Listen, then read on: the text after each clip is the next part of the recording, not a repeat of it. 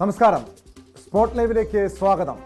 കോഴിക്കോട്ടെ real estate ഇടനിലക്കാരനും വ്യവസായിയുമായ മാമി എന്ന മുഹമ്മദ് ആട്ടൂരിനെ കാണാതായിട്ട് 10 മാസം പിന്നിടുന്നു. മാമിയുടെ തിരോധാനത്തിൽ പോലീസ് അന്വേഷണം നടത്തിയെങ്കിലും ഒരു തുമ്പും ഇതുവരെയും കണ്ടെത്തിയിട്ടില്ല. കോഴിക്കോട്ടെ പ്രമുഖ ബിസിനസ്സുകാരുമായി അടുത്ത ബന്ധം പുലർത്തിയിരുന്ന ആളാണ് മാമി. വൻകിട ബിസിനസ്സുകാരിൽ പലരും കോടികളുടെ ഇടപാടുകൾ നടത്തിയിരുന്നത് മാമി വഴിയായിരുന്നു. അദ്ദേഹത്തെക്കുറിച്ച് ഒരു വിവരവും ലഭിക്കാത്തതിൽ ഏറെ ആശങ്കയിലാണ് കുടുംബം. മാമിക്ക് എന്താണ് സംഭവിച്ചത്? വിശദമായി പരിശോധിക്കുകയാണ് spot live. MS Aneesh Kumar ചേരുന്നുണ്ട് കോഴിക്കോട്. അനീഷിനൊപ്പം മാമിയുടെ കുടുംബാംഗങ്ങൾ ഉണ്ടെന്നാണ് മനസ്സിലാക്കുന്നത്. അനീഷ്, ഈ മാമിയെ, കോഴിക്കോട്ടെ വ്യവസായികളുമായി വലിയ ബന്ധമുള്ള റിയൽ എസ്റ്റേറ്റ് ഇടനിലക്കാരനായ മാമിയെ കാണാതായി 10 മാസം കഴിഞ്ഞിട്ടും ഒരു വിവരവുമില്ല. മാമി എവിടെയാണെന്ന് കണ്ടെത്താൻ പോലീസിന് കഴിഞ്ഞിട്ടില്ല. ഈ പോലീസിന്റെ അന്വേഷണത്തിൽ കുടുംബാംഗങ്ങൾക്ക് തൃപ്തിയുണ്ടോ? എന്താണ് അവരുടെ ആവശ്യം? മറ്റ് ഏതെങ്കിലും ഏജൻസികൾ മാമിയുടെ തിരോധാന കേസ് അന്വേഷിക്കണമെന്നൊരു ആവശ്യം അവർ ഉയർത്തുന്നുണ്ടോ അനീഷ്?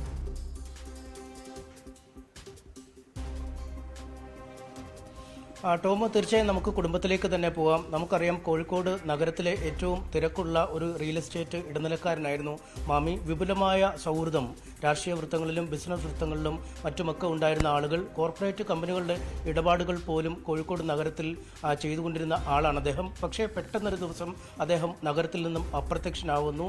ഇത്രയും തിരക്ക് പിടിച്ച ഒരാൾ അപ്രത്യക്ഷനായിട്ടും അതേക്കുറിച്ചുള്ള പോലീസ് അന്വേഷണം ഇപ്പോഴും എങ്ങുമെത്താത്ത അവസ്ഥയിൽ കുടുംബം നിരന്തരം പരാതികളും നിവേദനങ്ങളും ഒക്കെയായി അധികൃതരെ സമീപിക്കുമ്പോഴും ഒരു ഉത്തരം ലഭിക്കാത്ത ഒരു ചോദ്യമായി ഇപ്പോഴും അദ്ദേഹത്തിന്റെ തിരോധാനം നിൽക്കുകയാണ്. നമുക്കറിയാം, കൊച്ചി പോലുള്ള വലിയ നഗരങ്ങളിൽ ഈ കൊട്ടേഷൻ ഇടപാടുകളും ഗുണ്ട ഇടപാടുകളും ഒക്കെ പതിവാണ്. ഇത്തരം തട്ടിക്കൊണ്ടുപോക്കലുകൾ പതിവാണ്.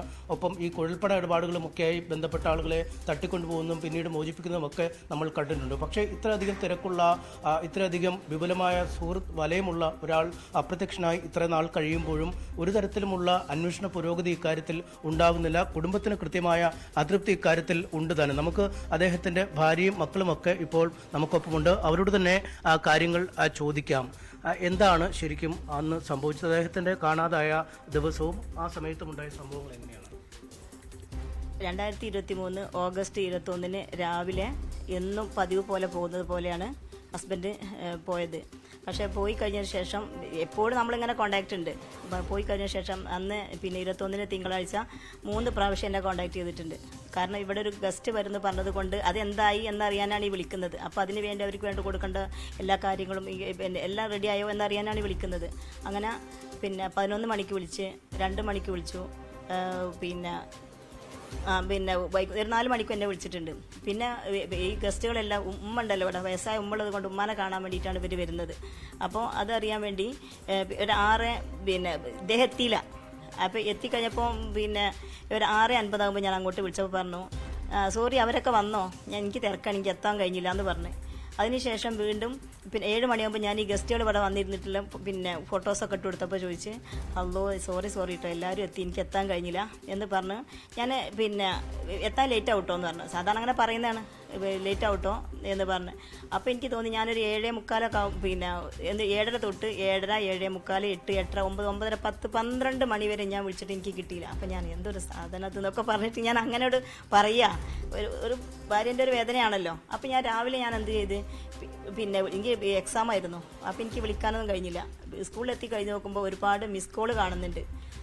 അപ്പോൾ എനിക്ക് തോന്നി എന്തോ ബേജാറായി തുടങ്ങി, പഠിച്ചവനെ എന്തോ പറ്റിയോ. അങ്ങനെ പരീക്ഷ കഴിഞ്ഞ് ഇറങ്ങിയതിന് ശേഷം ഞാനൊരു 1:45 ഡ്രൈവറെ വിളിച്ച്, രജി മാമിനെ വിളിച്ചിട്ട് കിട്ടുന്നില്ലല്ലോ, എല്ലാവരും കൂടി വിളിക്കുന്നത്, മാമിക്ക് എന്താ പറ്റി വെച്ചപ്പോൾ ടീച്ചറേ പ്രശ്നമൊന്നുമില്ല, അങ്ങനെ തന്നെ പറഞ്ഞു, പ്രശ്നമൊന്നുമില്ല.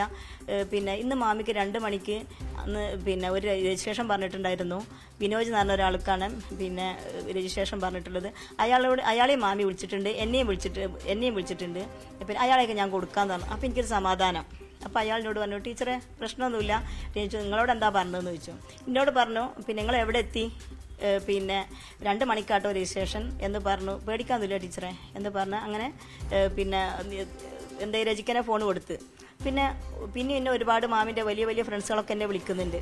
അപ്പോൾ ടീച്ചറെ ഇത് എന്തോ കിട്ടുന്നില്ലല്ലോ ടീച്ചറെ, പ്രയാസമാവുന്നു, നമുക്ക് എന്താ FIR കൊടുക്കേണ്ടി വരും എന്ന് പറഞ്ഞിട്ട് മാമിൻ്റെ ഒരുപാട് ഫ്രണ്ട്സുകളൊക്കെ വിളിക്കുന്നുണ്ട്.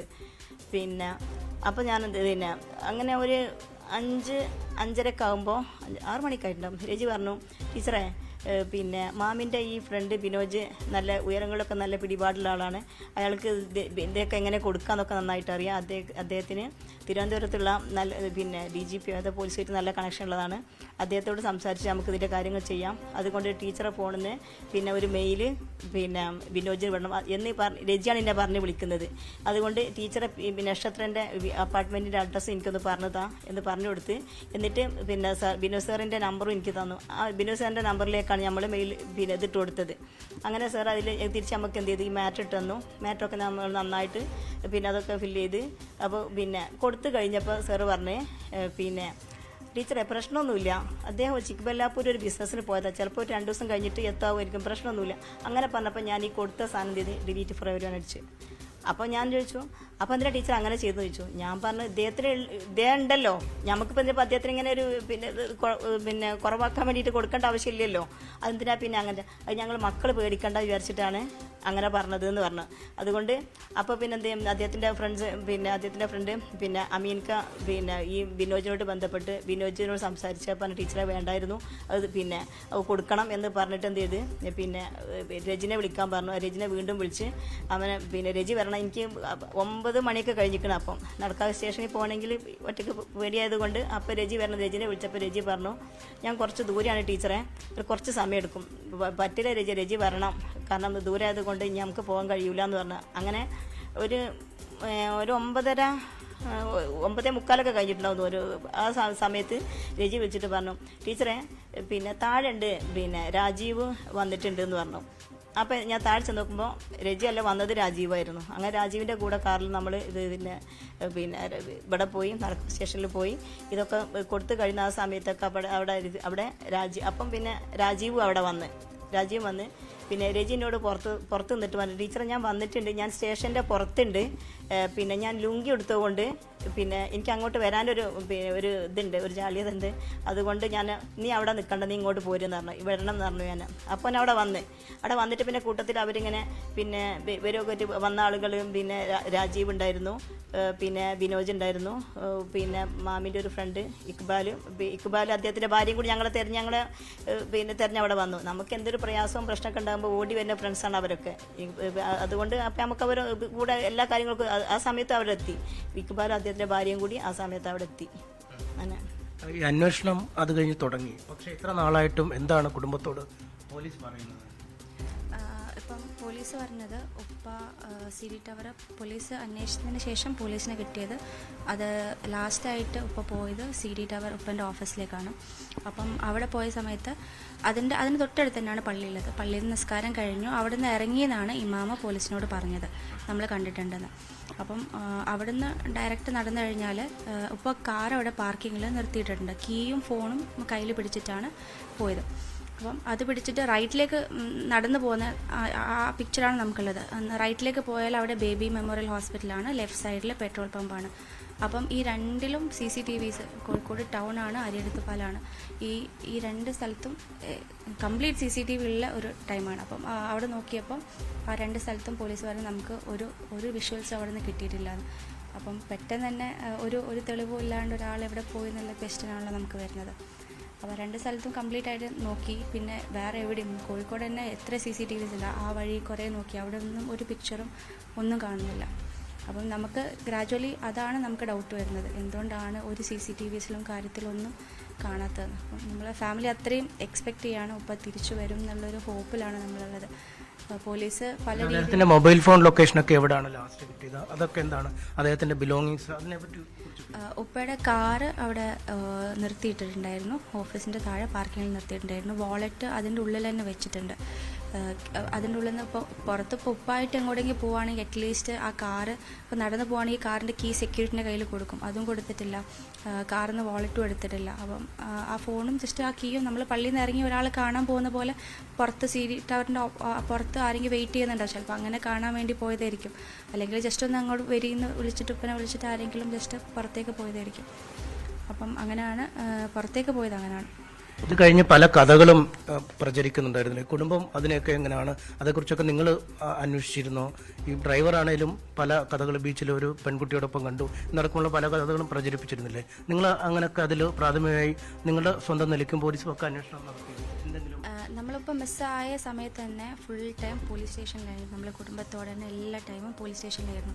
അപ്പം ഇവരിങ്ങനെ കാര്യങ്ങൾ പറയുമ്പോൾ പോലീസ് അത് അന്വേഷിച്ച് അതിൻ്റെ മുന്നോട്ടേക്ക് പോവാണ്. നമ്മളത് കേൾക്കുന്നുണ്ട്. നമ്മൾ അങ്ങനത്തെ കാര്യങ്ങളൊന്നും നമുക്ക് അറിവില്ല, നമുക്ക് അതിനെപ്പറ്റിയൊന്നും നമ്മൾ അറിഞ്ഞിട്ടില്ല. ഇവരിപ്പം പറയുമ്പോഴാണ് നമ്മൾ അതിനെപ്പറ്റി അറിയുന്നത്. അപ്പം പോലീസ് അതിനെപ്പറ്റി അന്വേഷിച്ചപ്പം അവർ തന്നെ പറയുന്നു ഇത് ഫാബ്രിക്കേറ്റഡ് ആണ്. പോലീസിൻ്റെ ഒരു ഗോൾഡൻ ഹവേഴ്സ് ഉണ്ട്, അത് ഈ ഫാബ്രിക്കേറ്റഡ് സ്റ്റോറീസ്, ഈ അലഗേഷൻ കാരണം പോലീസിൻ്റെ ആ ഒരു ഗോൾഡൻ മൊമെൻറ്റ്, ഗോൾഡൻ ടൈം അവർക്ക് മിസ്സായി എന്ന് നമ്മളോട് CI പറയുന്നുണ്ട്.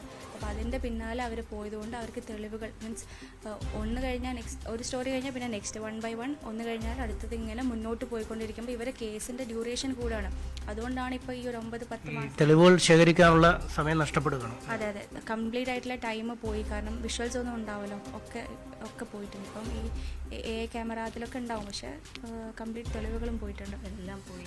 ഈ മരുന്ന് കഴിക്കുന്നില്ല, ഈ അങ്ങനത്തെ ചില പ്രശ്നങ്ങളൊക്കെ ഉണ്ട്, അങ്ങനെയൊക്കെയുള്ള സാധ്യതകളും പോലീസ് പറയുന്നില്ല. അത് നിങ്ങൾ അതിൽ വിശ്വസിക്കുന്നുണ്ട്? പൂർണ്ണമായും ഒരു ഹെൽത്തി ആളായിരുന്നില്ല? ഉപ്പ പോകുന്ന വരെ ഉപ്പ ഹെൽത്തി ആയിരുന്നു. ഉപ്പാക്ക് അങ്ങനെ പ്രത്യേകിച്ച് എടുത്ത് പറയാൻ ഉപ്പാൻ്റെ വയസ്സിലുള്ള ആൾക്കാർക്ക് കണ്ടുവരുന്ന ഒരു ഇഷ്യൂസ് ഉപ്പാക്ക് അങ്ങനെ ഉണ്ടായിട്ടില്ല. നമ്മൾ പിന്നെ ഈ ഒരു കാലഘട്ടത്തിൽ പിന്നെ BP എല്ലാവർക്കും ഉണ്ടാവുന്നതാണ്. ആ ഒരു കൺസെപ്റ്റിലെല്ലാം എടുത്തിട്ടുള്ളൂ. ഉപ്പാക്ക് ഇതുവരെയായിട്ടും അതിനായിട്ടൊരു പ്രശ്നം നമ്മൾ ഇതുവരെ കണ്ടിട്ടില്ല. പിന്നെ ഒരു പറയുന്നത് നമ്മൾ അത് ആ രീതിയിലൊക്കെ ആയിരിക്കും, അതുപോലെ നമ്മൾ അങ്ങനെയാണ് ഫീൽ ചെയ്യുന്നത്. ഈ അച്ഛന്മാരെ ഏറ്റവും അധികം അറിയാവുന്ന മക്കൾക്കായിരിക്കും. അദ്ദേഹം അങ്ങനെ ഒരു എസ്കേപ്പ് ചെയ്യുന്ന ആളാണോ എന്തെങ്കിലും പ്രശ്നങ്ങളിൽ നിന്ന്? ഒരിക്കലും അല്ല. എൻ്റെ വാപ്പ എന്ന് പറഞ്ഞിട്ടുണ്ടെങ്കിൽ എനിക്ക് എൻ്റെ ഉപ്പാൻ്റെ അത്ര ബ്രേവ് ആയിട്ടുള്ള ഒരാള് എൻ്റെ ലൈഫിൽ എനിക്കറിയാം. ഉപ്പാക്ക് ഒരു പ്രശ്നം വന്നാലും അത് എത്ര നീറ്റായിട്ട് ഉപ്പാക്ക് ഹാൻഡിൽ ചെയ്യാൻ പറ്റും എന്ന് അറിയുന്ന ഒരാളാണ് ഞാൻ. അപ്പം അതിനെക്കൊണ്ട് ഒരിക്കലും ഒരു എസ്കേപ്പ്, ഒരു ലൈഫിൽ ഒരു പ്രശ്നം വരുമ്പോൾ അതിന് എസ്കേപ്പ് ചെയ്യാന്നുള്ള അങ്ങനത്തെ ഒരു വ്യക്തി എൻ്റെ ഉപ്പ അങ്ങനെയല്ല. ഉപ്പ ഒരിക്കലും ഒരു പ്രശ്നം വരുമ്പോൾ അതിനെ ഫേസ് ചെയ്യുള്ളൂ.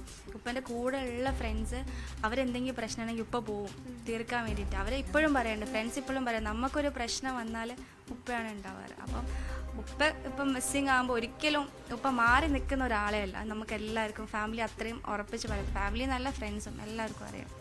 സഹോദരനാണ്. ഈ വലിയ മത്സരമുള്ള ഒരു മേഖലയാണ് ഈ റിയൽ എസ്റ്റേറ്റ്. കോഴിക്കോട് നഗരത്തിലേക്ക് നമുക്കറിയാം, ഇവിടുത്തെ ഏറ്റവും അധികം ഇടപാടുകൾ നടത്തിയിരുന്ന ആളുമാണ്. അത്തരത്തിൽ ബിസിനസ് പരമായ എന്തെങ്കിലും എതിരാളികളുണ്ടോ? എന്താണ് കുടുംബത്തിൻ്റെ ഒരു? അങ്ങനത്തെ ഒരു അഭിപ്രായം ഞങ്ങൾക്കില്ല. അതായത് ബിസിനസ് കൂടുതൽ കോഴിക്കോട് സിറ്റിയിൽ നമ്പർ 1 ആണ് ബിസിനസ് ചെയ്യുന്നത്. അപ്പം എതിരാളികളുണ്ടോ എന്ന് വെച്ചാൽ ബിസിനസ്സിൻ്റെ കൂടുതൽ കാര്യങ്ങൾ ഞങ്ങൾ ഫാമിലിയായിട്ട് ഡിസ്കസ് ചെയ്യാത്തതുകൊണ്ട് അതിനെപ്പറ്റി ഞങ്ങൾക്ക് അറിയില്ല. പക്ഷേ എങ്കിലും അങ്ങനത്തെ ഒരു എതിരാളികളുള്ളതായിട്ട് ഞങ്ങൾക്ക് അറിവില്ല, ചാൻസും ഇല്ല. ഇടയ്ക്ക് എന്തെങ്കിലും ഡീലുകൾ? ഇല്ല, ഡീലുകൾ നടന്നിട്ടുണ്ട്, പക്ഷെ അതെല്ലാം നല്ല രീതിയിലാണ് ചെയ്തിട്ടുണ്ടെന്നാണ് കേട്ടിട്ടുള്ളത്. അങ്ങനത്തെ ഒരു പ്രശ്നങ്ങളായിട്ടുള്ള ഡീലിങ്ങും ചെയ്തിട്ടില്ല. ഈ പോലീസ് അന്വേഷിക്കുന്നു എന്ന് പറയുന്നതേ ഉള്ളൂ അല്ലെ? ഈ നിങ്ങൾ ചോദിക്കുമ്പോൾ എന്താണ്? ഞങ്ങൾ 2 ആഴ്ച കൂടുന്ന സമയത്ത് നമ്മൾ എല്ലാവരും, വൈഫും കുട്ടികളും അനിയനും കുറച്ച് ഫ്രണ്ട്സും എല്ലാവരും തന്നെ പോകുന്നുണ്ട് 2 ആഴ്ച കൂടുമ്പം. ഈയിടെയായിട്ട് ആദ്യത്തെ ഒരു 2-3 മാസം ബ്രദറും കുറച്ച് ആൾക്കാരും മൊത്തം പോലീസ് സ്റ്റേഷനിലായിരുന്നു, രാവും പകലും ഒക്കെ. അവരുടെ കൂടെ അന്വേഷണത്തിന് എല്ലാം സപ്പോർട്ടും ചെയ്തുകൊണ്ട് കൂടെ നടക്കണ്ടായിരുന്നു. അത് കഴിഞ്ഞ് എന്ത് ചെയ്തു, 2-3 മാസം കഴിഞ്ഞതിന് ശേഷം എന്ത് ചെയ്തു, നമ്മൾ 2 ആഴ്ച കൂടുന്ന സമയത്ത് ഫാമിലി മൊത്തം പോവും. ഇടയ്ക്ക് ബ്രദറും കാര്യങ്ങളൊക്കെ ഒന്നിടവിട്ട് പോവും. ആ സമയത്തൊക്കെ ഞങ്ങൾക്ക് കിട്ടുന്നത് ഈ അടുത്ത ദിവസം ഒരു 10 ദിവസം ഗ്യാപ്പിൽ നമുക്ക് എന്തെങ്കിലും ഒരു പോസിറ്റീവ് റിസൾട്ട് കിട്ടും. നമ്മൾ അന്വേഷിച്ചുകൊണ്ടിരിക്കുകയാണ്, ടവർ കിട്ടുന്നുണ്ട്, അപ്പോൾ ഒരു 10 ദിവസത്തിൻ്റെ ഉള്ളിൽ നമുക്ക് എന്തും കിട്ടുമെന്ന് പറഞ്ഞാണ് ഇത്രയും ഈ 9 മാസവും എന്ത് ചെയ്യുന്നത്. നമ്മളിങ്ങനെ ഹയർ ലെവലിലേക്കൊന്നും പോകാതിരിക്കാനുള്ള കാരണം തന്നെ ഈ നെക്സ്റ്റ് വീക്ക് അല്ലെങ്കിൽ വിത്തിൻ 10 days നമുക്കൊരു അപ്ഡേറ്റ് കിട്ടും, പോസിറ്റീവായിട്ടുള്ള റിസൾട്ട് കിട്ടും എന്നുള്ളത് കൊണ്ടാണ് നമ്മൾ എന്ത് ചെയ്ത് മുന്നോട്ടൊന്നും പോവാതിരുന്നത്. അപ്പോൾ ഇനി ഏതായാലും ഈ 9 മാസം കഴിഞ്ഞു.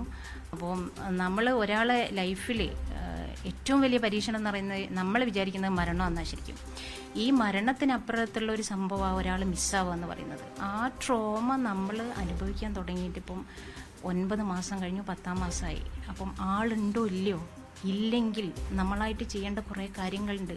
അതൊന്നും ചെയ്യാൻ പറ്റാത്ത, അതുണ്ടോ ഇല്ലയോ എന്നറിയാത്ത വേദന ഫാമിലീൻ്റെ അത് ഒരാൾ അനുഭവിച്ചാൽ മാത്രമേ മനസ്സിലാവൂ. ആ ട്രോമയിലാണ് ഈ ഫാമിലി ഇപ്പം നിൽക്കുന്നത്. അപ്പോൾ അറ്റ് പ്രസൻറ്റ് ഈ അന്വേഷണം പോരാ, നമുക്ക് ഹയർ ലെവലിൽ പോയിട്ട് മാമിക്കൊക്കെ എന്ത് പറ്റിയെന്നുള്ളത് തീർച്ചയായിട്ടും ഞങ്ങൾ അറിഞ്ഞാണ്. ഞങ്ങൾക്ക് അവകാശം ഉണ്ടായി ശരിക്കും അറിയാൻ വേണ്ടി കൊണ്ട്. CBI അന്വേഷണമൊക്കെ പോലുള്ള തീർച്ചയായിട്ടും ഉന്നത ലെവലിൽ ഏതാണ് ഏറ്റവും നല്ല, ഇന്ത്യയിൽ കിട്ടുന്ന ഏറ്റവും നല്ല അന്വേഷണ ഉദ്യോഗസ്ഥന്മാർക്ക്, ഒരു ടീമിനല്ല നല്ലൊരു ടീമിന്, മീൻസ് ഏറ്റവും നല്ല ഇമ്പാർഷ്യലായിട്ട് അന്വേഷിക്കാൻ പറ്റുന്ന ഒരു ടീമിന് ഈ കേസ് പാസ് ചെയ്യണം തന്നെയാണ് നമ്മളെ കുടുംബത്തിൻ്റെ. ടോമ, ഇതാണ് കാര്യം. ഒപ്പം ഈ ആക്ഷൻ കൗൺസിലൊക്കെ രൂപീകരിച്ചുള്ള അന്വേഷണവും നീങ്ങുന്നു. ഒപ്പം വളരെ കൗതുകപരമായ ചില കാര്യങ്ങളും ഇതിൽ നടന്നിട്ടുണ്ട്. കാരണം ഈ ഇദ്ദേഹത്തെ ചില കൊട്ടേഷൻ ആളുകൾ തട്ടിക്കൊണ്ടുപോയതാണ് എന്നുള്ള ചില പ്രചാരണം ആദ്യഘട്ടത്തിൽ ഉയർന്നിരുന്നു. അതായത് 10 ലക്ഷം രൂപ നൽകി ഈ കൊട്ടേഷൻ ഗ്യാങ്ങുകൾക്കിടയിൽ ഒരു അന്വേഷണം നടത്താൻ, അദ്ദേഹത്തെ കൊണ്ടുപോയിട്ടുണ്ടോ എന്ന് അന്വേഷണം നടത്താനൊക്കെയുള്ള അങ്ങനെ ചില കാര്യങ്ങൾ പുറത്തു വന്നിരുന്നു അല്ലേ?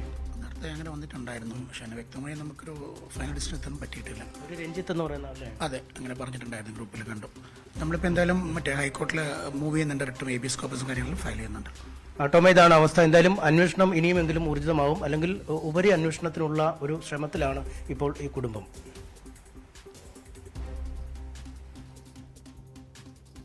വ്യക്തമാണ്. MS അനീഷ് കുമാറാണ് വിവരങ്ങൾ നൽകിയത്. കോഴിക്കോട്ടെ റിയൽ എസ്റ്റേറ്റ് ഇടനിലക്കാരനും വ്യവസായിയുമായ മാമി എന്ന മുഹമ്മദ് ആട്ടൂരിൻ്റെ തിരോധാനത്തിലാണ് ദുരൂഹതയുണ്ടെന്ന് കുടുംബം പറയുന്നത്. 10 മാസമായിട്ടും ഒരു വിവരവുമില്ല. പോലീസിൻ്റെ അന്വേഷണത്തിൽ തൃപ്തിയില്ല.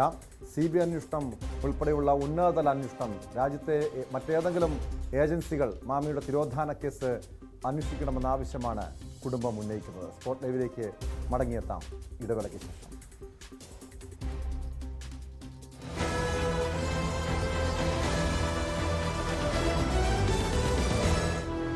ഈസ്റ്റേണിന്റെ 40ാം വാർഷികം പുകയുന്നുണ്ട്.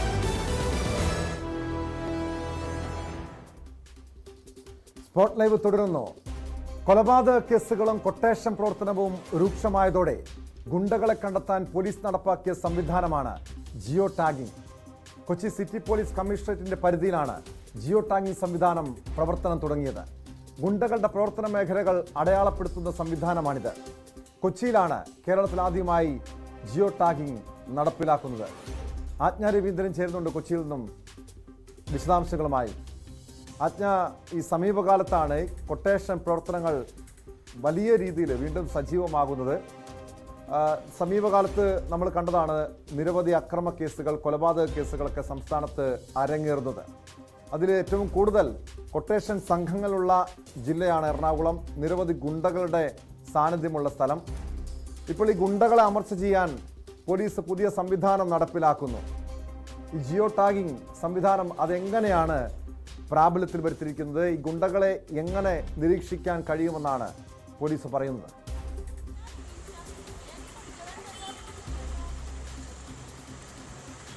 കൊച്ചി നഗരത്തിലെ തന്ത്രപ്രധാന ഭാഗങ്ങൾ, പ്രത്യേകിച്ചും റെയിൽവേ സ്റ്റേഷൻ, ബസ് സ്റ്റാൻഡ്, അതുപോലെ തന്നെ സ്റ്റേഡിയം തുടങ്ങിയ ബീച്ച്, പാർക്ക് തുടങ്ങിയ ഭാഗങ്ങൾ, അതുപോലെ രാത്രികളിൽ സജീവമായിരിക്കുന്ന തട്ടുകടകൾ തുടങ്ങിയിട്ടുള്ള തന്ത്രപ്രധാനമായ ഭാഗങ്ങളൊക്കെ കേന്ദ്രീകരിച്ച് തന്നെയാണ് ഈ മാപ്പ്. അത് കൊച്ചിയുടെ ഡിജിറ്റൽ മാപ്പുമായി ബന്ധപ്പെടുത്തിയിട്ടാണ് ജിയോ ടാഗ് ചെയ്തിരിക്കുന്നത്. ഈ ഭാഗങ്ങളിലൊക്കെ സാധാരണയായി ഗുണ്ടകളുള്ള ഭാഗങ്ങൾ അല്ലെങ്കിൽ ഗുണ്ടകളുടെ ആക്ടിവിറ്റികൾ ഉള്ള ഭാഗങ്ങൾ, അവരുടെ ഒളിത്താവളങ്ങൾ, അവർ സ്ഥിരമായി താമസിച്ചു വരുന്ന ഇടങ്ങൾ, ഈ ഭാഗങ്ങളൊക്കെ ചേർത്തിട്ടാണ് ഇങ്ങനെ ടാഗ് ചെയ്തിരിക്കുന്നത്. 1275 ഭാഗങ്ങളാണ് ഇപ്പോൾ ജിയോ ടാഗിംഗ് നടത്തിയിരിക്കുന്നത് എന്നാണ് മനസ്സിലാക്കാൻ കഴിയുന്നത്. ഇതുമായി ബന്ധപ്പെട്ട് 95% നഗരത്തിൽ അത്തരത്തിലുള്ള ആക്ടിവിറ്റി പൂർണ്ണമാക്കി കഴിഞ്ഞു എന്ന് തന്നെയാണ് പോലീസ് അറിയിക്കുന്നത്. കൊച്ചി നഗരത്തിലാണ് ആദ്യമായി ഈ ഒരു സംവിധാനം ഏർപ്പെടുത്തുന്നത്. കൊച്ചിയുടെ 4 സബ് ഡിവിഷനിലുള്ള എല്ലാ പോലീസ് മേഖലകളിലും, സബ് ഡിവിഷൻ മേഖലകളിലും ഇത് ആക്റ്റീവ് ആയിട്ടുണ്ട്. ഇതിനൊരു ഗുണം, നേരത്തെ പട്രോളിംഗ് എന്ന് പറയുമ്പോൾ പട്രോളിംഗ് കവർ ചെയ്യാൻ ഒരു 35% വരെ കഴിഞ്ഞിരുന്നുള്ളൂ എങ്കിൽ ഇപ്പോൾ അത് 95% അത്തരത്തിലുള്ള ആക്ടിവിറ്റീസ് മനസ്സിലാക്കാൻ പോലീസിന് കഴിയുമെന്നാണ് ജിയോ ടാഗിങ്ങിലൂടെ കഴിയുമെന്നാണ് മനസ്സിലാക്കാൻ കഴിയുന്നത്. പ്രത്യേകിച്ചും ACPമാർ കൺട്രോൾ റൂമിലിരുന്ന് തന്നെ അവർക്ക് ജിയോ ടാഗിംഗ് ഉള്ള മേഖലകളിൽ അവിടെ നടക്കുന്ന സംഭവങ്ങളെ പറ്റി അറിയാൻ കഴിയും. അതുമാത്രമല്ല, പട്രോളിംഗ് ഇറങ്ങുന്ന പോലീസുകാർക്കും അതുപോലെ ACPമാർക്കും SHOമാർക്കും ഒക്കെ ഇതുമായി ബന്ധപ്പെട്ട സംവിധാനങ്ങൾ നൽകിയിട്ടുണ്ട്. അവർക്കൊക്കെ മനസ്സിലാക്കാൻ പറ്റും എന്നാണ് പോലീസ് അറിയിക്കുന്നത്. പ്രത്യേകിച്ചും ഇതിന് മറ്റൊരു ഇതുകൂടിയുള്ളത്, നഗരത്തിന്റെ വിവിധ ഭാഗങ്ങളിൽ പുറത്തേക്ക് രക്ഷപ്പെടാൻ, അതായത് എന്തെങ്കിലും ഒരു പ്രശ്നമുണ്ടായാൽ ഇപ്പോൾ അതുമായി ബന്ധപ്പെട്ട ആ പ്രദേശത്തുള്ള ഗുണ്ടകളിലേക്ക് എത്താൻ, അന്വേഷണം എത്താൻ വളരെ വേഗം സഹായിക്കുന്ന ഒന്നാണ് ജിയോ ടാഗിംഗ് എന്നാണ് പോലീസ് കമ്മീഷണർ അവകാശപ്പെടുന്നത്. മാത്രമല്ല 25, അതായത് നഗരത്തിൽ നിന്നും രക്ഷപ്പെടാൻ പുറത്തേക്ക് പോകാനുള്ള 25 വഴികൾ കേന്ദ്രീകരിച്ച് 25 ഇടങ്ങൾ കേന്ദ്രീകരിച്ച് കൂടി ഇതിന്റെ സംരക്ഷണ വലയം ഉറപ്പുവരുന്ന ഒരു സാഹചര്യം കൂടിയുണ്ട്. അതായത് നഗരം പെട്ടെന്ന് അടയ്ക്കാൻ, എന്തെങ്കിലും ഒരു അന്വേഷണം വന്നാൽ അല്ലെങ്കിൽ ഏതെങ്കിലും ഒരാൾ രക്ഷപ്പെടാൻ സാധ്യതയുണ്ടാൽ ഈ നഗരം പെട്ടെന്ന് 20-30 മിനിറ്റുകൾക്കുള്ളിൽ നഗരം ക്ലോസ് ചെയ്യാനുള്ള ഒരു സാഹചര്യം കൂടി പോലീസിന് ഇതുമായി ബന്ധപ്പെട്ട് വരുന്നുണ്ട്. അത് നിരന്തര പരിശീലനത്തിലൂടെ ഈ 25-30 മിനിറ്റ് എന്നുള്ളത് 10 മിനിറ്റ് കൊണ്ടാക്കാൻ കഴിയുമെന്നാണ് പോലീസ് കമ്മീഷണർ അവകാശപ്പെടുന്നത്. ഇത് എന്തായാലും 1275 പോയിന്റുകളാണ് രേഖപ്പെടുത്തിയിരിക്കുന്നത്. ചുമതല ആർക്കാണ് ആജ്ഞ? ഈ കമ്മീഷണർ നേരിട്ടാണോ അതോ അസിസ്റ്റന്റ് കമ്മീഷണർമാർക്ക് ഇതുമായി ബന്ധപ്പെട്ട ചുമതല വീതിച്ചു നൽകിയിരിക്കുകയാണോ? അത് ഏതൊക്കെ മേഖലകൾ തിരിച്ചാണ്? ഈ സിറ്റി പോലീസിന്റെ കമ്മീഷണറേറ്റിന്റെ പരിധിയിലാണെന്ന് പറയുന്നു. അങ്ങനെയാണെങ്കിൽ റൂറൽ പരിധിയിലേക്കും ഈ ജിയോ ടാഗിംഗ് സംവിധാനം നടപ്പിലാക്കാൻ കഴിയുമോ? കാരണം നമുക്കറിയാം, ഈ ആലുവ, പെരുമ്പാവൂർ ഉൾപ്പെടുന്ന പ്രദേശങ്ങളിലാണ് കൂടുതലായും കൊട്ടേഷൻ പ്രവർത്തനങ്ങൾ, കൊട്ടേഷൻ സംഘാംഗങ്ങൾ ഉള്ളത്. ആ മേഖലകളിലേക്കും ഈ ജിയോ ടാഗിംഗ് നടപ്പാക്കാൻ പോലീസിന് കഴിയുമോ അതോ നഗരപരിധിയിൽ മാത്രമാണ് ഉള്ളത്?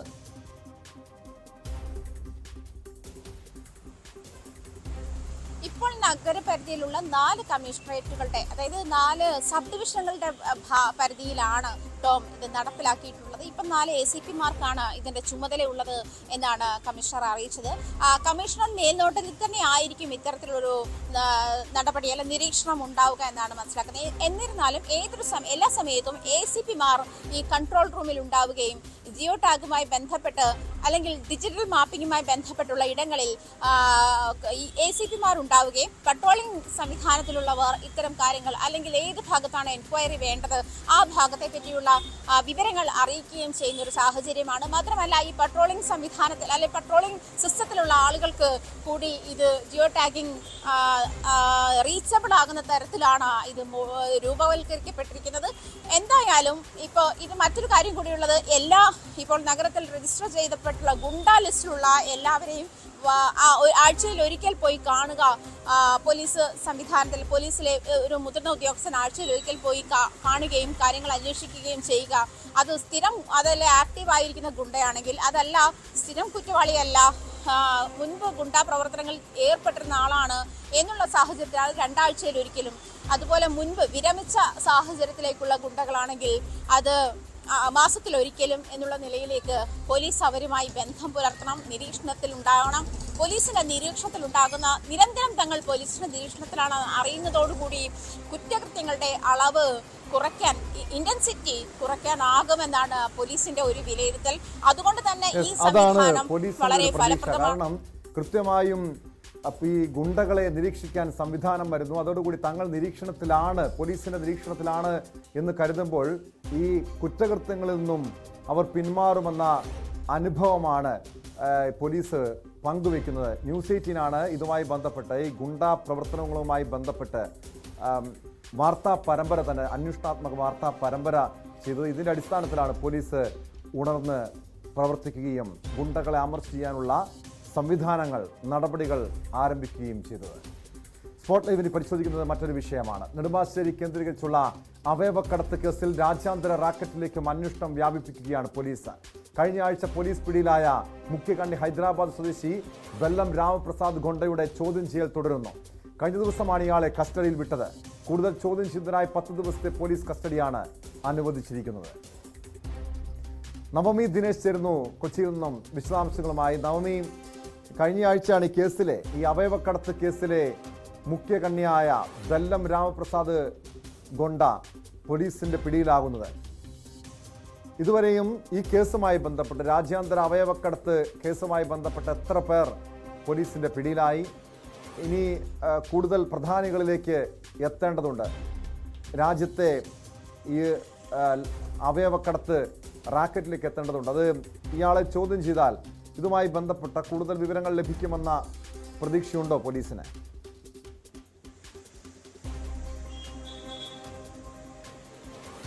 നെടുമ്പാശ്ശേരി അവയവക്കടത്തുമായി ബന്ധപ്പെട്ട് പോലീസിന്റെ കസ്റ്റഡിയിലുള്ളത് 3 പേരാണ്. ഒന്നാമത് പ്രതാപ്, മറ്റൊന്ന് നേരത്തെ പിടിയിലായ സാബിത്ത്, സജിത്ത്. ഇങ്ങനെ 3 പേരാണ് പോലീസിന്റെ പിടിയിലായിട്ടുള്ളത്.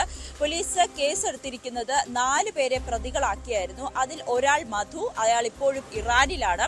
അയാളെ നാട്ടിലെത്തിക്കാൻ വേണ്ടിയിട്ടുള്ള എല്ലാ സംവിധാനങ്ങളും പോലീസ് തയ്യാറെടുത്തു കഴിഞ്ഞു. ഉടൻ തന്നെ മധുവിനെ നാട്ടിലെത്തിക്കുമെന്നാണ് ആലുവ റൂറൽ SP കഴിഞ്ഞ ദിവസങ്ങൾ ഉൾപ്പെടെ മാധ്യമങ്ങളോട് പറഞ്ഞിട്ടുള്ളത്. ഇതുമായി ബന്ധപ്പെട്ട ഏറ്റവും പുതിയ സംഭവം പോലീസ് പുറത്തുവിടുന്നത്, പുതിയ വിവരം പോലീസ് പുറത്തുവിടുന്നത്, ഈ കഴിഞ്ഞ ദിവസം അറസ്റ്റിലായ ഹൈദരാബാദ് സ്വദേശിയായ കൊൽക്കത്ത സ്വദേശിയായ പ്രതാപ്, ഇയാൾ ഒരു ഡോക്ടർ എന്ന വ്യാജേനയാണ് ഇത്തരത്തിൽ അവയവം നൽകുന്ന ആളുകളെ കണ്ടെത്തുന്നത്. ഇവരോട് താൻ ഡോക്ടറാണ്, ഇത്തരത്തിൽ അവയവം നൽകി കഴിഞ്ഞാൽ 6 ലക്ഷം വരെ രൂപ ലഭിക്കുമെന്ന് പറയുന്നു. ഇത് പറഞ്ഞാണ് പലരെയും കബളിപ്പിക്കുന്നത്.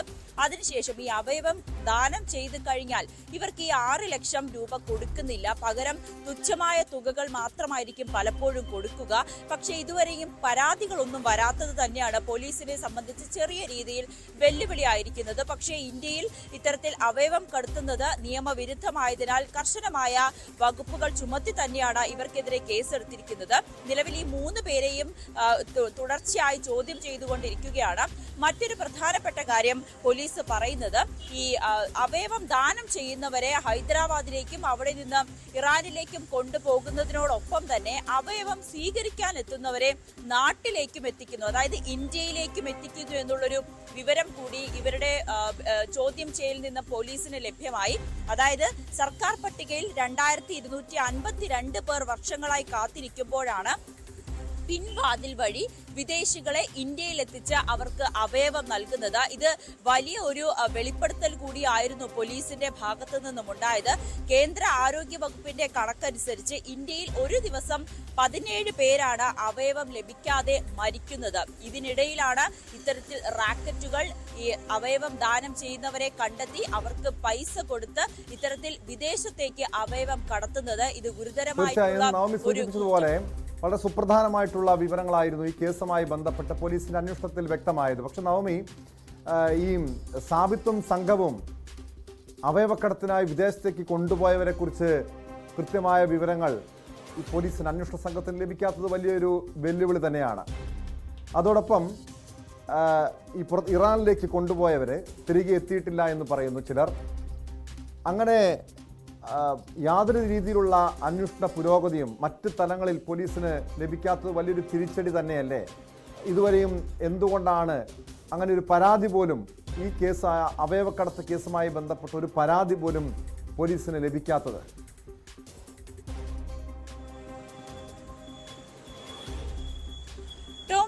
പോലീസ് ആദ്യമേ പറയുന്നത് 20 പേരാണ്, ഇന്ത്യയിൽ നിന്നും 20 പേരെയാണ് അവയവക്കടത്തിന് ഇറാനിലേക്ക് കൊണ്ടുപോയത്. അതിൽ ഒരു മലയാളി മാത്രമാണുള്ളത്. പാലക്കാട് സ്വദേശി ഷമീർ ഇപ്പോൾ കോയമ്പത്തൂരിൽ ആണ് താമസിക്കുന്നത്. ഷമീർ എവിടെയാണെന്നുള്ള വിവരമൊക്കെ പോലീസിന് ലഭ്യമായിട്ടുണ്ട്. അതോടൊപ്പം തന്നെ ബാക്കി 20 പേരെ കുറിച്ചുള്ള വിവരങ്ങളും പോലീസിന് ലഭിച്ചിട്ടുണ്ട്. പക്ഷേ ഇവർക്കാർക്കും പരാതിയില്ല. ഇപ്പോഴും പലരുമായി പോലീസ് ബന്ധപ്പെട്ടിട്ടുണ്ടെങ്കിൽ പോലും അവർക്കാർക്കും പരാതിയില്ല എന്നുള്ളതാണ് ഇവിടെ ഏറ്റവും പ്രധാനപ്പെട്ട കാര്യം. ഇവർ എന്തുകൊണ്ടാണ് ഇത്തരത്തിൽ പരാതി കൊടുക്കാത്തതെന്ന് ഇപ്പോഴും അന്വേഷണ സംഘത്തിന് മനസ്സിലാകുന്നില്ല. ഇവർക്ക് വേണ്ട, ഇവർ ആവശ്യപ്പെടുന്ന കാശ് കൊടുത്തത് കൊണ്ടായിരിക്കും ഇവർ പരാതിപ്പെടാത്തത്, അതോ ഇവരും ഇതിലെ ഒരു ഭാഗമാകാൻ പിന്നീട് ഇവർക്കെതിരെ കേസ് വരോ കൂടുതൽ കുരുക്കിലേക്ക് അവരുടെ പോകുമോ എന്നുള്ളത് കൊണ്ട് മാത്രമായിരിക്കും ഇവർ പോലീസിന് പരാതി നൽകാത്തതെന്നുള്ളൊരു നിഗമനത്തിലാണ് പോലീസ് എത്തി നിൽക്കുന്നത്. എങ്കിൽ പോലും കൂടുതൽ പരാതിക്കാരെ ഇതിലേക്കുണ്ടോ എന്ന് പരിശോധിച്ചു കൊണ്ടിരിക്കുകയാണ്. ഇവരെ 3 പേരെയും, ഇപ്പോൾ പിടിയിലായ 3 പേരെയും ചോദ്യം ചെയ്തുകൊണ്ടിരിക്കുകയാണ്. ഇവരിൽ നിന്നും കൂടുതൽ ആളുകളിലേക്ക് എത്തുമെന്നുള്ളൊരു പ്രതീക്ഷ കൂടി അന്വേഷണ സംഘം പങ്കുവെക്കുന്നുണ്ട്. മറ്റൊരു പ്രധാനപ്പെട്ട കാര്യം, കേരളത്തിൽ അതായത് ഈ റാക്കറ്റിന്റെ ഭാഗമായി കേരളത്തിൽ പ്രവർത്തിക്കുന്ന ഒരു ഹോസ്പിറ്റൽ, ആ ഹോസ്പിറ്റലിനും ഈ അവയവ കച്ചവടവുമായി ബന്ധപ്പെട്ട് സുപ്രധാന പങ്കുണ്ടെന്ന് കൂടി അന്വേഷണ സംഘത്തിന് ലഭ്യമായിട്ടുണ്ട്. പക്ഷെ അത് ഏത് ഹോസ്പിറ്റലാണെന്ന് ഉള്ള പേര് വെളിപ്പെടുത്താൻ ഇപ്പോഴും അന്വേഷണ സംഘം തയ്യാറായിട്ടില്ല. കൂടുതൽ വിശദാംശങ്ങൾ ലഭിച്ചതിന് ശേഷം, ഈ ഹോസ്പിറ്റലിനെ കുറിച്ചുള്ള കൃത്യമായ തെളിവുകൾ ലഭിച്ചതിന് ശേഷം മാത്രമായിരിക്കും ആ വിവരങ്ങൾ കൂടി പുറത്തുവിടുക എന്നും അന്വേഷണ സംഘം വ്യക്തമാക്കുന്നുണ്ട്. അതോടൊപ്പം തന്നെ ഹൈദരാബാദ്, കൊൽക്കത്ത, ഡൽഹി ഈ 3 ഇടങ്ങളിലെയും പല ഹോസ്പിറ്റലുകൾക്കും ഇത്തരത്തിൽ അവയവ കച്ചവടവുമായി സുപ്രധാന പങ്കുണ്ട്. അവരെ കൂടി ലൊക്കേറ്റ് ചെയ്ത് നിർണായകമായ വിവരങ്ങളാണ് രാജ്യാന്തര അവയവക്കടത്ത് കേസുമായി ബന്ധപ്പെട്ട് പോലീസിന് ലഭ്യമായിരിക്കുന്നത്. സംസ്ഥാനത്തൊരു ആശുപത്രിക്കും ഇതിൽ പങ്കുണ്ട്, അതിനെക്കുറിച്ചും അന്വേഷിക്കുകയാണ്. ഇതോടൊപ്പം ഈ കേസിൽ കഴിഞ്ഞ ആഴ്ച പിടിയിലായ മുഖ്യ കണ്ണിയുടെ ചോദ്യം ചെയ്യൽ തുടരുകയാണ്. കോഴിക്കോട് കോനാട് ബീച്ചിന് സമീപം കാറിന് തീപിടിച്ച് ഡ്രൈവർക്ക് ദാരുണാന്ത്യം. ആ വാർത്തയിലേക്ക് എത്താം ഇടവേളയ്ക്ക് ശേഷം.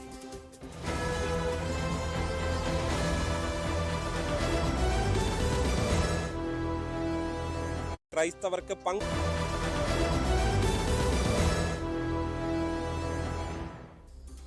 സ്പോട്ട് ലൈവിലേക്ക് വീണ്ടും. കോഴിക്കോട് കോനാട് ബീച്ചിന് സമീപം കാറിന് തീപിടിച്ച് ഡ്രൈവർ വെന്തു മരിച്ചു. ഓടിക്കൊണ്ടിരുന്ന കാറിനാണ് തീപിടിച്ചത്. ചേളന്നൂർ കുമാരസ്വാമി സ്വദേശി മോഹൻദാസ് ആണ് മരിച്ചത്. കാറിന് തീപിടിച്ചത് ശ്രദ്ധയിൽപ്പെട്ട ട്രാഫിക് പോലീസ് വാഹനത്തെ പിന്തുടർന്ന് നിർത്താൻ ആവശ്യപ്പെട്ടിരുന്നു. എന്നാൽ സീറ്റ് ബെൽറ്റ് ഊരാൻ കഴിഞ്ഞില്ല. നാട്ടുകാരും പോലീസും നോക്കി നിൽക്കെ കാർ കത്തി അമരുകയായിരുന്നു. കോഴിക്കോട് MS അനീഷ് കുമാർ ചേരുന്നുണ്ട്. അനീഷ്, ഏറെ ദാരുണമായ സംഭവമാണ് ഉണ്ടായത്. എപ്പോഴാണ് ഈ ദുരന്തം, ഈ കാറിന് തീപിടിച്ചുള്ള അപകടം ഉണ്ടായത്? എന്താണ് അപകട കാരണമെന്ന് മനസ്സിലാക്കാൻ കഴിഞ്ഞിട്ടുണ്ടോ?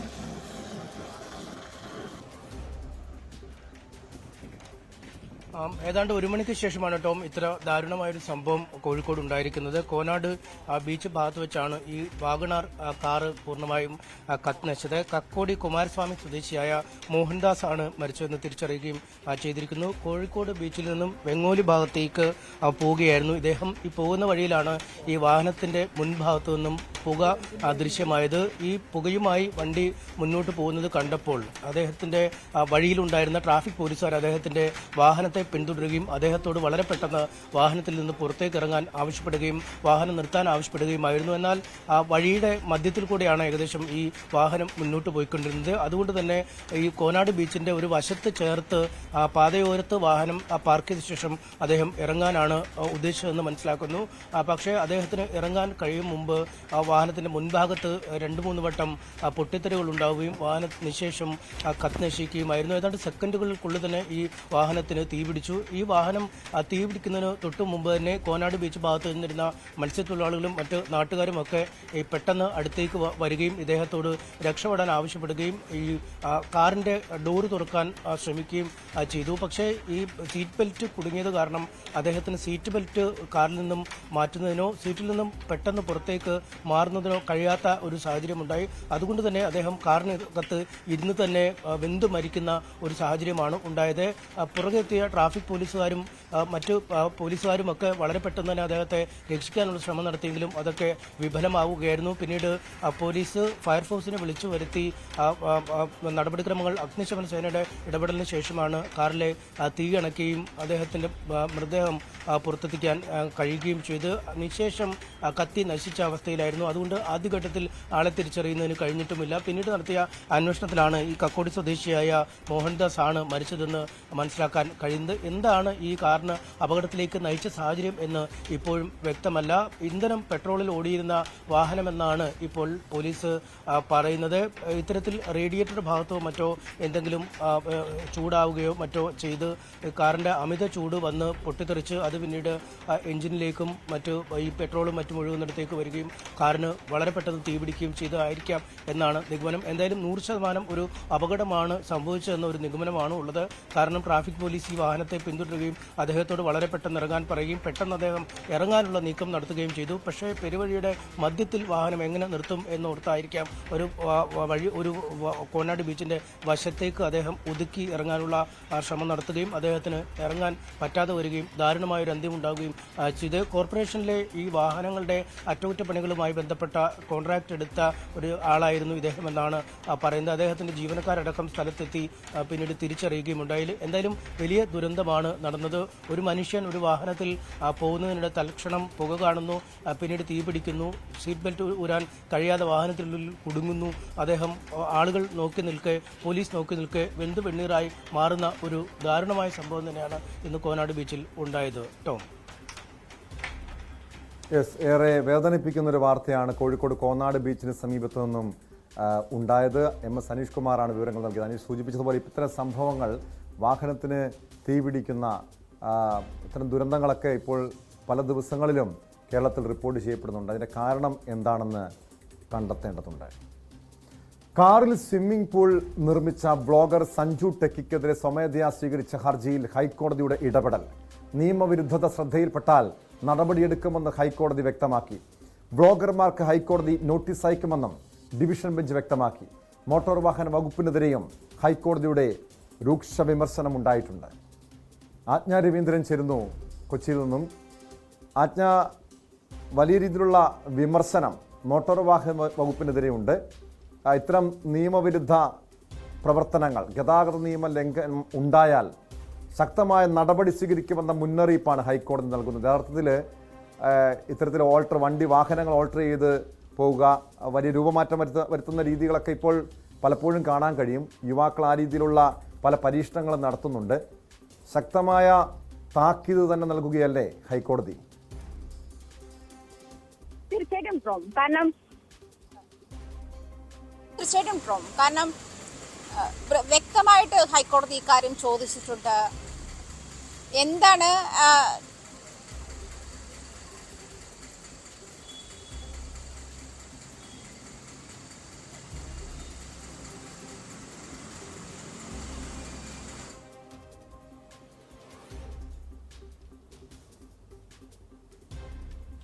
അപകടത്തിന് കാരണമാക്കുന്ന ഫ്ലാഷ് ലൈറ്റുകൾ ഘടിപ്പിച്ച വാഹനങ്ങളിൽ എന്ത് നടപടിയെടുത്തിട്ടുണ്ട് എന്നാണ് ഹൈക്കോടതി ചോദിച്ചത്. മാത്രമല്ല, വാഹനം ഇത്തരത്തിൽ ഓൾട്ടർ ചെയ്ത് ഉപയോഗിക്കുന്നതിനെതിരെ നടപടിയെടുക്കാൻ നേരത്തെ തന്നെ ഹൈക്കോടതി ഉത്തരവിട്ടതാണ്. ഇതിലെന്ത് നടപടിയെടുത്തിട്ടുണ്ട് എന്ന് ഗതാഗത കമ്മീഷണർ നേരിട്ട് ഹൈക്കോടതിയെ ബോധ്യപ്പെടുത്തണമെന്ന് തന്നെയാണ് ഹൈക്കോടതിയുടെ ആവശ്യം. ഫ്ലാഷ് ലൈറ്റുകൾ ഉപയോഗിക്കുമ്പോൾ അത് എതിരെ വരുന്ന വാഹനങ്ങൾക്ക്, ഡ്രൈവർക്ക് കണ്ണു കാണാൻ പറ്റാത്ത സാഹചര്യമുണ്ടാക്കും. ഇത്തരം കാര്യങ്ങൾ അപകടം ക്ഷണിച്ചു വരുത്തുന്ന ഒരു സാഹചര്യത്തിലേക്ക് വരും. മാത്രമല്ല, ആഫ്റ്റർ മാർക്കർ, LED ലൈറ്റുകൾ, നിയോൺ ലൈറ്റുകൾ തുടങ്ങിയവ ഘടിപ്പിച്ച വാഹനങ്ങൾക്കെതിരെയും കർശനമായി നടപടിയെടുക്കണമെന്ന് തന്നെയാണ് ഹൈക്കോടതിയുടെ ആവശ്യം.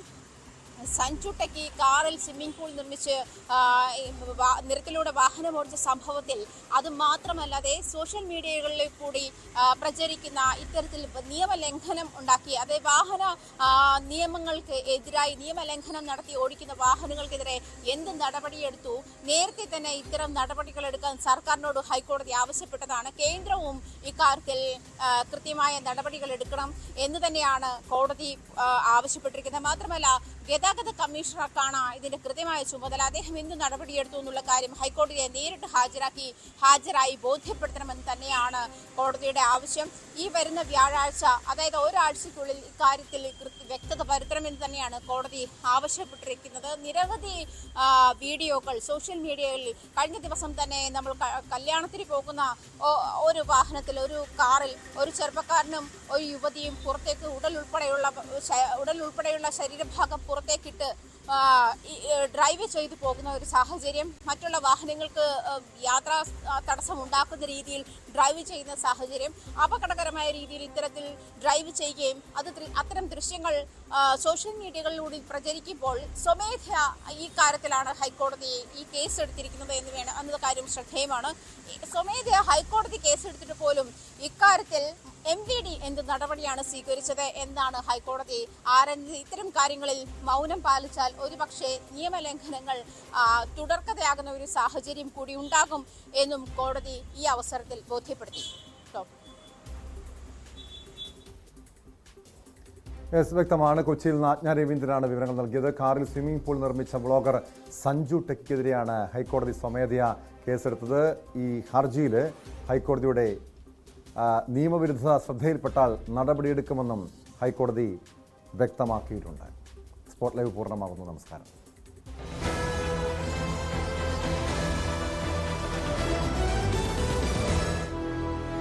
രാജ്യസഭാ പദവി, ഒപ്പം തന്നെ കേന്ദ്ര